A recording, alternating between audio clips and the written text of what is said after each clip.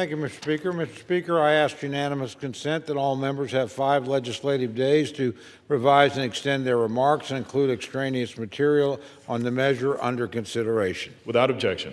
Thank you, Mr. Speaker. Mr. Speaker, I yield myself such time as I may consume. The gentleman's recognized. Thank you. Once again, we are here on the House floor amidst a partial government shutdown. The bill before us isn't new. In fact, we debated this very same bill just 2 months ago. It reflects the bipartisan, bicameral agreement that Senate Democrats at the last minute failed to honor. Shutting down the Department of Homeland Security over a partisan fight hasn't changed the stakes.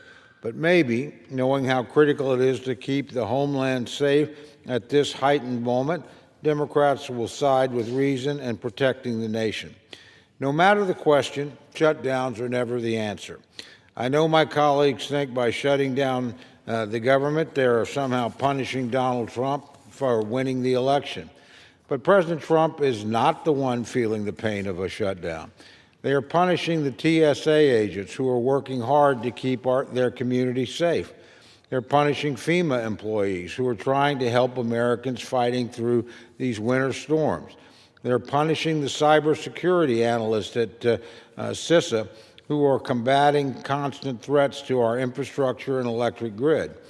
Hundreds of thousands of federal employees in critical national security positions are being forced to work without pay. Their jobs leave no room for error, but they're being asked to continue that critical work with the added stress of not knowing when they'll receive their next paycheck, not knowing if they'll be able to put gas in their cars or food on their table. A few weeks ago, we heard from TSA Acting Director McNeil at an appropriations hearing. She talked about the impact of the longest shutdown in history, which was also initiated by Democrats. She told us about agents sleeping in their cars in the airport parking lot rather than spending money on gas to drive home because they couldn't afford it.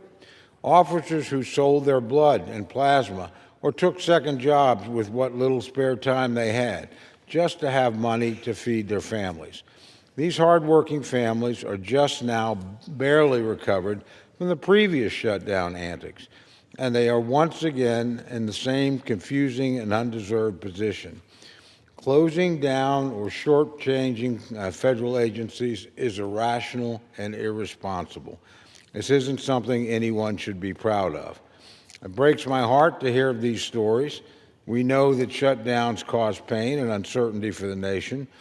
Personally, I would find it unconscionable if my vote was the reason someone was sleeping in their car or if my vote was the reason someone couldn't pay their mortgage this month. This isn't a game. These are real people and real lives. In addition to the astoundingly negative human impact this shutdown is having on men and women who work for DHS, it's directly impacting our ability to keep Americans safe during heightened national security threats.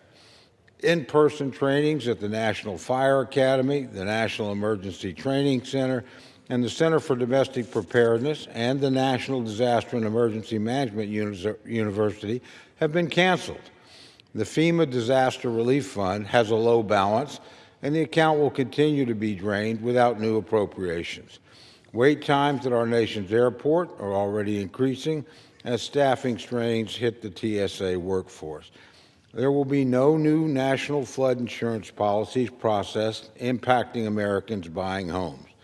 CISA operates at limited capacity with the majority of the workforce furloughed. Meanwhile, Iranian, Russian, and Chinese cyber actors continue targeting U.S. networks and critical infrastructure. While Coast Guard service members received their most recent check, civilian personnel are working without pay.